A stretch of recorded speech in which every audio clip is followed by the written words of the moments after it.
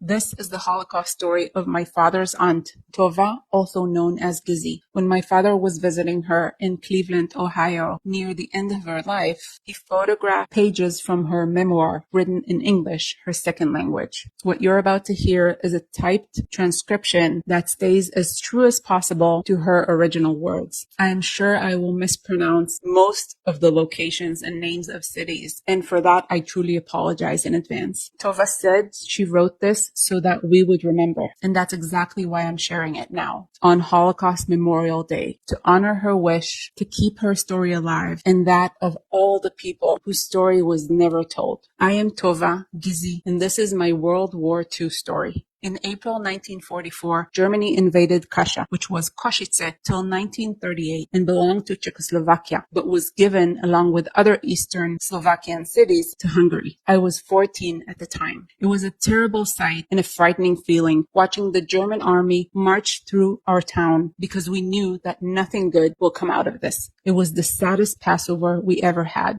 The Germans did not waste any time. After about 2 weeks, we were ordered to wear yellow badges, and a curfew was imposed. By 7 p.m., no Jew could be on the street. The radios from the Jews were confiscated, and a few days later, the order came. Every Jew must leave his home, taking nothing with him. Soldiers came to the house, making sure that we didn't have even a wedding or engagement ring with us. Whatever valuable they saw, they took. Part of the Jewish population went to the brick factory. The other part, which was our family, along with others, went to the ghetto. They made the ghetto from a few apartment houses in a strictly Jewish neighborhood. They relocated the Gentile population, and each family got one room, and 2 families shared a kitchen and a bathroom. They told us to take some simple raw material for cooking, like potatoes, onions, carrots, enough for 1 week.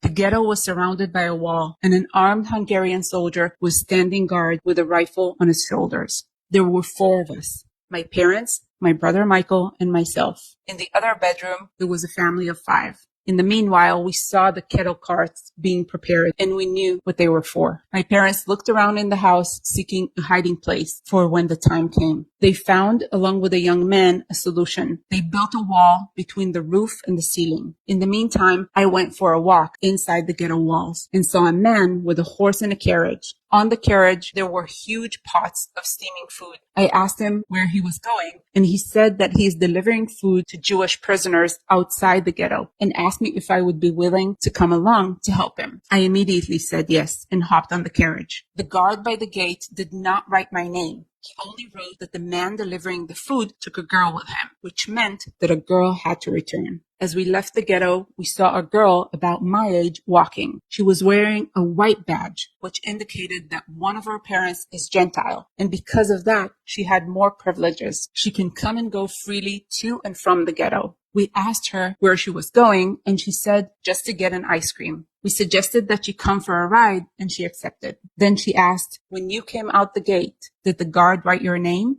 I said, "No, only that one girl left." Then she said, "If so, you go where you can. I will go back instead of you because I'm going back anyway." I thanked her and went to my father's business associate who took over our wine business when Jews were not allowed to have any businesses. He received me very nicely and said that I can stay as long as I wanted. But I knew that this is not possible because he had a 5-year-old son and children talk. His mother-in-law was there, and she said that she knew a young man who, for a price, is willing to take me across the border to Slovakia. Kasha was a border town. My only problem was getting the money. Then I remembered that my father told me that he left money with a friend who was a war hero, and for that reason, they did not take him to the ghetto. Later on, they took him along with other privileged people. I went there and got the money that I needed. We were going through forests the whole night. It was pitch dark and I was scared. After 3 hours of walking in the forest, the young man told me that he is lost and he must light a match. At this point,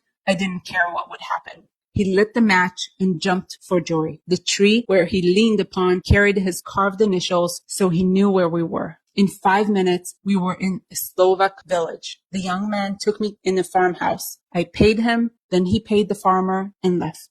My sister Margaret lived in a Slovak town, which was about 200 miles away. In the meantime, I sent word to the nearest Jewish congregation where I am and that they should notify my sister. The next day, my brother-in-law came to get me. We went by train to the town where my sister was, and it was a very tearful reunion, not knowing what had happened to mother, father, and Michael. But in a few weeks, they also arrived, and we learned that they went into the place they built in the attic. They crawled in when they deported everybody from the ghetto. There were 16 of them, among them 2 children and a pregnant woman. Michael crawled out at night twice a week through the attic window and returned the next night with a sack full of bread and some water, which he got from a Gentile friend, a baker. Then, one night, he went looking for me and found out how I got to Slovakia, which at that time was not German occupied. He got in touch with a young man who led me through the forest, and they set a date when they will come for them. We were together at last, but the joy did not last for long because the German occupied Slovakia. We were in the western part of the country. In the eastern part of the country, in Brezov, lived a cousin who married a Catholic school principal. He was a very good man and offered his wife's parents, brothers, and sisters that he will hide them. He said jokingly, "I have a wife to hide anyway." But her family disowned her and chose to die rather than be saved by them.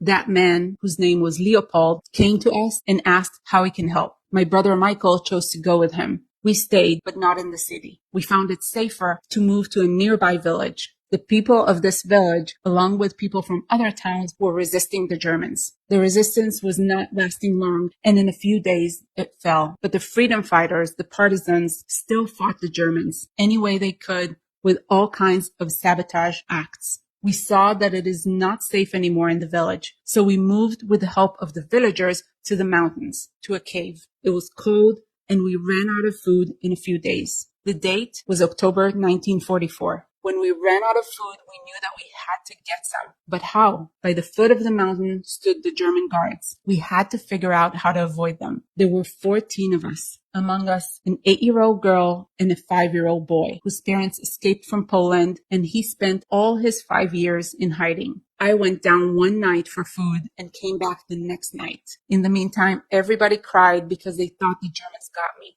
The water problem was solved because we built fire and melted snow. In the meantime, the war went on.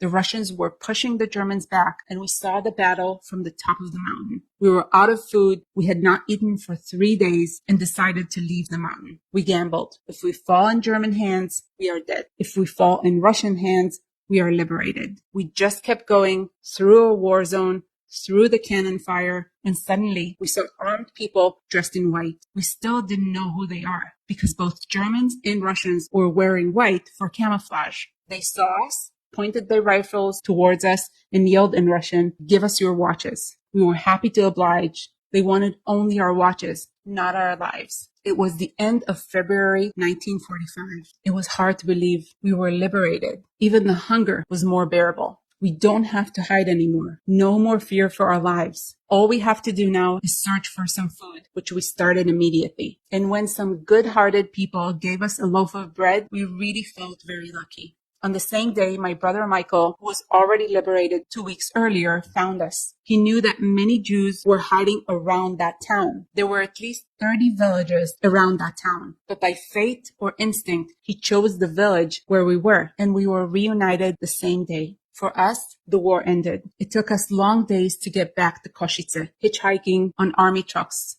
We went to our house, but could not stay there because it was empty. Everything was taken from there. We learned that one of my cousins, who was an officer in the British Brigade, is in town. We found him, and with his help, we got a furnished apartment. Life started to get back to normal. Slowly, day after day, friends came home. Some from hiding, some from concentration camps. Soon our cousins arrived. It was a bittersweet reunion because we all knew that their parents and brothers perished in concentration camps. We were lucky because nobody in our immediate family perished in the war, but the memories remain till this day. I still dream about German soldiers chasing me, but when I wake up, I say to myself how lucky we are compared to others who lost their loved ones.